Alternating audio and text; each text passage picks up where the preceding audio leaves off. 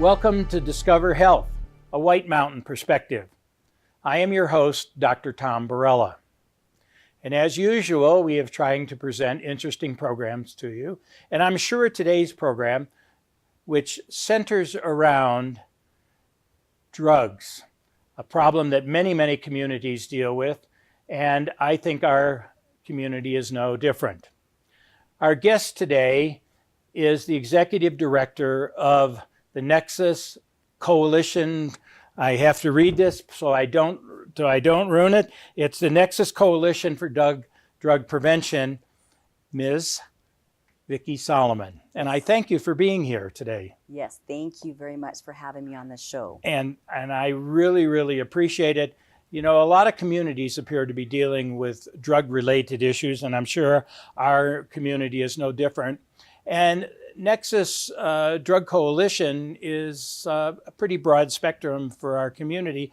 Would you give us a little bit of the history of the coalition? Absolutely. So we have been around for about since 2008, and I took over the coalition about 3 years ago. We were funded by a drug-free communities grant, and that grant has expired. We are currently funded with Blue Cross Blue Shield's Mobilize Arizona, and that's a 1-year grant, and we'll be applying for the second year towards the end of this year as well. So Mobilize Arizona is a program that Blue Cross and Blue Shield has to help local communities? Yes, and they have been very happy with what we're doing here on the mountain. They actually have asked us to go to the valley and be on a panel and talk about what we're doing to other coalitions as well. Well, I'm sure our guests will recognize all the work that the coalition is doing up here. And you, of course, as the leader, are the instigator and facilitator of all these programs. And we'll talk about that a little bit later in it. So there are really a lot of drug-related issues. I mean, we read about them in the newspaper all the time. We hear them on the radio, drugs collected along I-40 by the police. So we hear our police department tell us the great number of people who are incarcerated because of drug-related crimes, burglaries, auto accidents, child abuse, and also the concept of grandparents raising their grandchildren because of it. Absolutely. So why don't you give us an idea of really what the focus of the coalition is? You bet. So because we do have a substantial problem with drug abuse on the mountain, obviously we're in prevention, Nexus Coalition for Drug Prevention, and we focus on the youth. So we are trying to get into the schools and provide that prevention education at an early age. Right now for our county, the initiation age is about 12 or 13. So we want to get in and educate before they actually start that drug problem. So initiation age, I mean, Yes. the age when kids begin to start using. Yes. Well, just how bad is it in our community? Just give us some data that we can get our teeth into in the community. And I know you've brought some slides that we can look at. So You bet. why don't you go through some of this data, and then we'll talk a little bit about what you actually do. You bet. So with prevention, what we use is the Arizona Youth Survey, and it is put out by the Criminal Justice Department every other year. We just received our 2018 report about the end of December, first part of January, and here are our numbers. So for alcohol, e-cigarettes, and marijuana, those were the top three, and you can see the state numbers at around 20% for alcohol. Our county numbers are 19, so we're just under the state, which is okay, but we still want those numbers down lower. E-cigarettes for the state is about 19.9%, where we're above that at 22.2%. Marijuana for state is 15.7%, and again, we're above that with the county at 16.9%. Although the numbers are slightly different, they're really almost identical. Yeah. Which means that even small communities Absolutely. have the same problem that the big urban centers. Absolutely. And And there's some real interesting data I know out there about why it's can be prevalent in small communities. But I think the important thing for people to understand, it isn't a big city issue. Exactly. It isn't a big city crime issue. It's all a local issue, and initiated at 12. Yes. Okay. Yeah. All right. So then we go on and we talk about, addition to the Arizona youth use, 32% of the youth are telling us that they feel that it's normal and it's okay to use drugs. And then 36.8% are saying that it's pretty easy to get to. So those 30% on saying that it's okay and that it's easy to get to, we want to try to change those numbers. Now, are the drugs you're talking about, the three drugs, essentially Yes. alcohol, marijuana, and e-cigarettes? Yes. Those are the three that you're talking about, not necessarily the hard drugs. Right. So in the Arizona Youth Survey, all of the drugs are listed, but they're just not, they're tiny, minute. These three are the big ones that the youth are telling us that they have a problem with. More relative to Yes. to youth. Yes. And they think it's a norm. They do. Yeah. Okay. I think there's probably a reason for that. Yeah. All right. So Yes. let's go let's go on and get some more of this. Okay, so I like looking at the root problem. So the next thing we're going to talk about is, you dig down deep and you find out why. And a couple of the root problems that the youth have told us in this survey is that there was lack of parental monitoring and clear rules related to alcohol use. And then the second one was the low risk of community disapproval or punishment for the use of alcohol. So we've got about 18% of the youth that are getting alcohol from parents or guardians. 52% of them have talked to their parents about alcohol. So we want 100% of our parents talking to kids about alcohol. That's have not talked. Right, have not Only talked. 48% talk. Yes. And then we've got 24% of parents that have attitudes that are favorable towards the drug use. So we're, as you can see, our focus is on the youth, but we need to get to the parents and provide some education as well and help them out. This is a specific general problem. I noticed that a lot of the rationale for use of e-cigarettes and marijuana is very similar to when you read the newspapers from the 1930s about the elimination of prohibition and the concerns of society. And then it took years for us to recognize what a deep problem alcohol use could be. And I know a significant number of auto accidents are caused by alcohol. Absolutely. But this is really surprising that parents, I suspect that's true for a lot of us as parents, that we don't sit down much with our teenagers and discuss some of the society issues and how their children approach society issues. Yes. And so education in the home certainly is one piece of that, Yes. but it sounds like a lot of it, 24% at least you see, is that parents say, well, it's okay. Yeah. And the real question in society is going to be, is it okay? Right. Is it okay to drink and drive? No. Is it okay to all you have to do is have a family member that's been Yes. hurt or injured or even killed by somebody that's drinking and driving. Absolutely. And unfortunately, part of the education needs to be parents too. Okay, Yes. I will agree with that. Absolutely. So then we move on. So the AYS 2018 report showed that there's a dramatic increase in the use of e-cigarettes. It is now the most abused substance for 8th and 10th graders.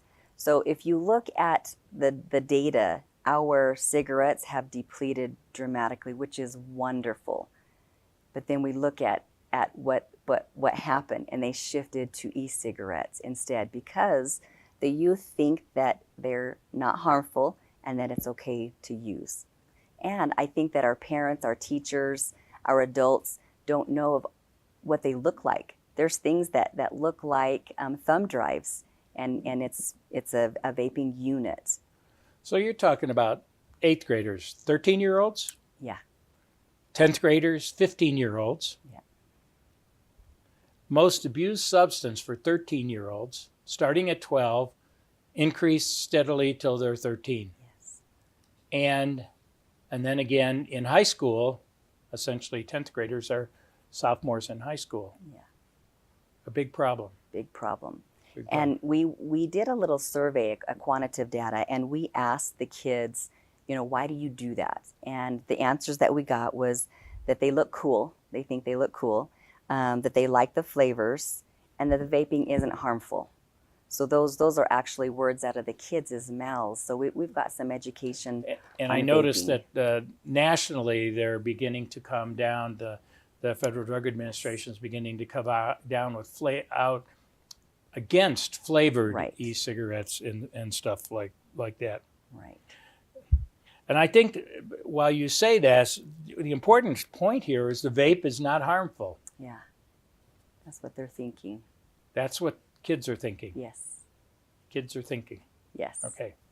We'll go through that in a few minutes. You get the doctor's perspective, the pediatrician's perspective. Thank you. on We that. love that. Okay. All right, so we have young people who use nicotine products in any form, including e-cigarettes, are uniquely at risk for long-lasting effects. You as a doctor can say, yes, that's true. Yes, that's true. We have a past 30-day use for all grades in Navajo County. We're at 22%, which is higher than the state at 19%. And the national average was 14%. And this is coming from a different source. We have different data sources. And this was from the Monitoring for Future report. So this is talking about our e-cigarettes. Well, that's impressive. Of course, national average is considerably lower. I mean, we're right on in the state, but the national average is actually 50% lower than we have up here. And the long-lasting effects, Yes. what do we know about those? Well, we're learning about popcorn lungs. We're learning that there's a lot of chemicals that are the same as our tobacco. So if you put it side by side and highlight, and they're almost exactly the same. And we know that our cigarettes, our nicotine is harmful for our bodies. And so I think we're gonna get more information in the next 5 years. I think that's an excellent point. I think as we begin to get any new substance into the general population, that we begin to get the data that comes up. I think it's important for people to know from a physician standpoint that the nicotinic receptors in the brain are no different in type than we see for opioid addiction. That it is an addicting substance. And of course we know that it's addicting because people have a very difficult time weaning themselves off of cigarette smoking. Almost the same type of withdrawal symptoms that we see for people coming off of opioid addiction and stuff, so that the physiologic concept of addiction is no different. And we're just creating a new generation of, instead of cigarette addiction, probably from the nicotine content, maybe we're going to save some lung cancer along the way because of the tar in cigarettes, but maybe substituting nicotine. And I think you're absolutely right. Within 5 years, we'll have a better idea as more and more unfortunate youth get involved with vaping. So, right, you bet.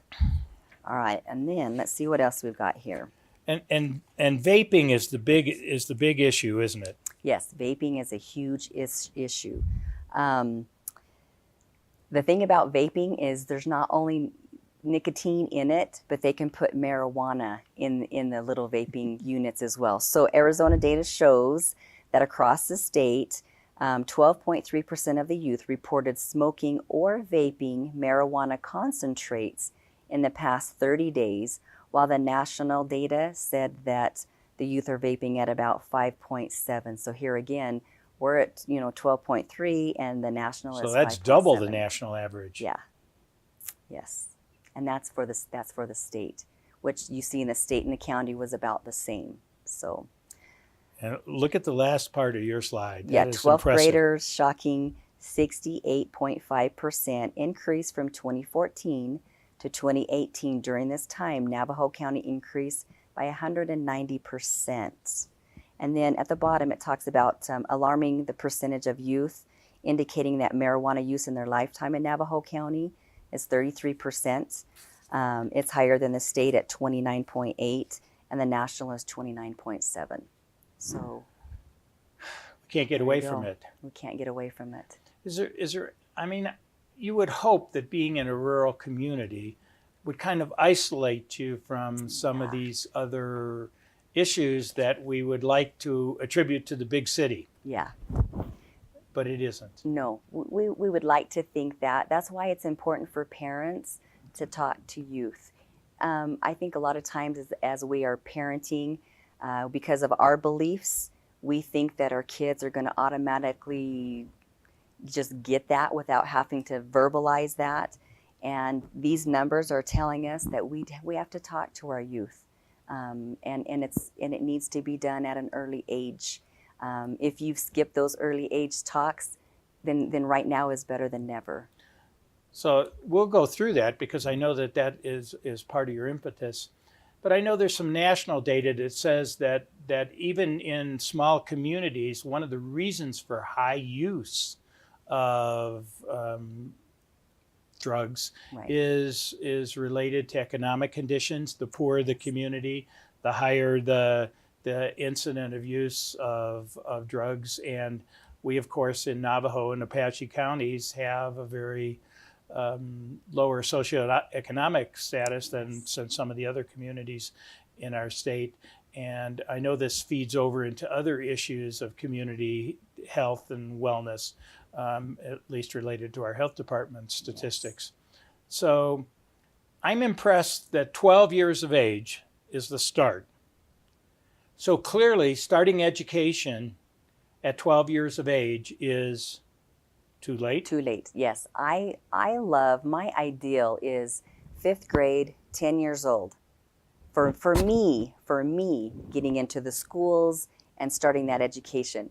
For parents, it needs to be started as soon as they can talk. You need to be talking to these kids. I've got a 4-year-old grandson and a 7-year-old granddaughter, and I started talking to them from little babies on, and that's what the parents need to do. But I suspect that that's incredibly unusual. Right. Right. I am a drug prevention specialist. That's why that's why that happened. But it's interesting that that use is still significant. Yeah. So your focus and the Drug Coalition's focus is education. Yes. And I have to interject at this time. The reason why the focus is on education is because there's a lot of knowledge worldwide in changing behaviors is related to education. I know in our community, education is an important piece of what we do, and not only in school system, in the newspapers and public media and social media, but also in our home. I suspect that it might be difficult if you have parents that are smoking, that are using marijuana, to try to tell your child no. Exactly. So there needs to be an information source. Yes. So why don't you, in our last, we have plenty of time, give us an idea of the approach that the Drug Prevention Coalition utilizes. You bet. So what our goal is to get to the youth, educate them as much as we can, and then we also want to get to the parents and educate them, because there are people in their homes that are using drugs and alcohol that are legal and fine, but it is illegal for youth to use. So we need to make sure that the parents are educated on that and give them some tools and resources for things like that. So some of the things that we do in our schools that allow us in is we have some evidence-based programs. A couple of them is To Be Empowered.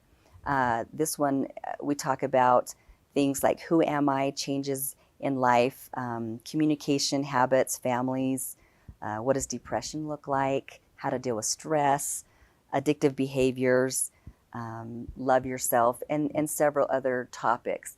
But the reason why we don't just go in and only teach drugs and alcohol.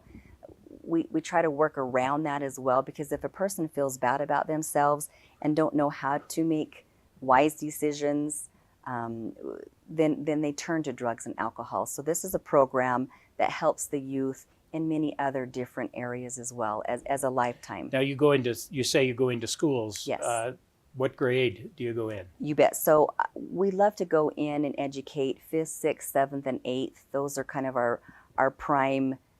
So Fifth, late fifth, elementary school, yes. junior high school. Yes. And in order to do this, you take a class period or after, Yes. and so at a class period. Yep, once a week. Once a week. We like to be in the school all year long if it's possible. So these programs, we take one class period all throughout the year. And right now we're currently in 6th, 7th, and 8th grade, Blue Ridge right now. And then we do some other schools incidentally. So you have to have approval of the school districts to go Yes. in this. So it's really helpful if the school district is on board Yes. with this kind of a thought process too. Absolutely.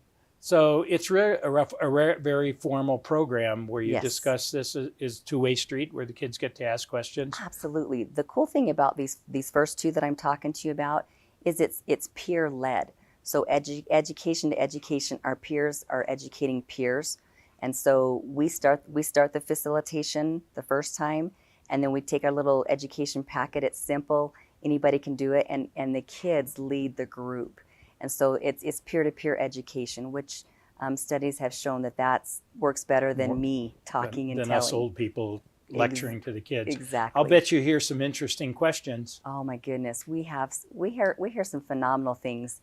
The good things that we hear, we write down, and we actually have them listed on our website. And then we try to let the parents in school, we update them on the things that we hear the youth talking about as well. So positive things. Well, I would ask you, number one, what is some unusual things that you hear? Yeah. But I think probably the most important question to ask you is, how much knowledge do these young kids have? Yeah, they have a lot. They do. They're a lot smarter than we think that they are. And some of the comments that are good comments, but it kind of breaks my heart at the same time, are things like, I finally feel like I'm part of something. I feel like I can come and sit and talk and not be judged by what I say, or that I'll get in trouble for what I say. I feel safe coming and being able to talk about drugs and alcohol. Now, we do have to do a little precursor. If they can't tell us that they're going to hurt themselves or hurt somebody else, we have to report it. Okay. Or if they've done something illegal, which if they told us that they're drinking, that's illegal. So we don't get into, this is not a confession session. Okay, I understand. That's a good point. yes. So because you really want an open discussion. absolutely. And stuff among the children. I think what your concept of what you're trying to deal with is very, very important. And at those ages, I try to, at least during my career, have tried to tell parents that their children start out the world with everything being black and white. Yes. And what they learn at some age during childhood is that their parents live in a gray world. Yes. Parents try to teach their kids very young what's right and wrong, but then again, what they see their parents do is gray. Right. And sometimes it makes it difficult, and right. that's why kids a lot of times use their peers Yes. when they really need good, strong education. So why Yes. don't you go on here? You bet. So another program is called Empowered. This is for our older groups, high school students. It's based off of the Teen AA program, and it too is evidence-based. Topics: listening and letting go, healthy decisions, abusive relationships, anxiety and stress, grief, and the power of one. Those are just some of the topics. And this that is we go also over. a program that you do in the school system, but again, in the old high school age? Yes, high school Oh, age. yes, high school age, okay. Yep. And then also we have a diversion program. And the diversion program is for principals for high schools, teachers for high schools, and then also for our teen courts and our judges. If a teen gets caught smoking or vaping or drinking, Doing something illegal. rather than just sending them home, possibly to continue that, we ask that they send them to us for however many hours. They get to decide how many hours that they have to come and see us. But they come to us and they get some education along with, with that reprimand or whatever you want to call it. And is that a formal program? Yes. Where is that done?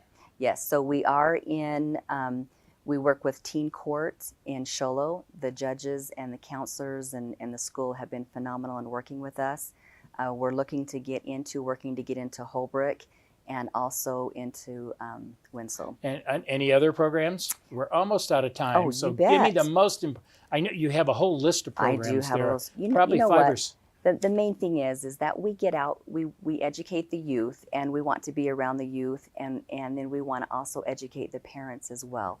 We have a fantastic Junior Leadership Academy in June that's coming up with the at-risk youth. We work with them for 2 weeks, and so we have a lot of programs to offer if the schools will let us in. And I noticed that you have indicated that you have liaisons in some of the schools that Yes. really help. Of course, peer on peer Absolutely. is a lot more effective than us old people. It seems to me like the whole focus of the coalition is education for youth, Yes. education for parents.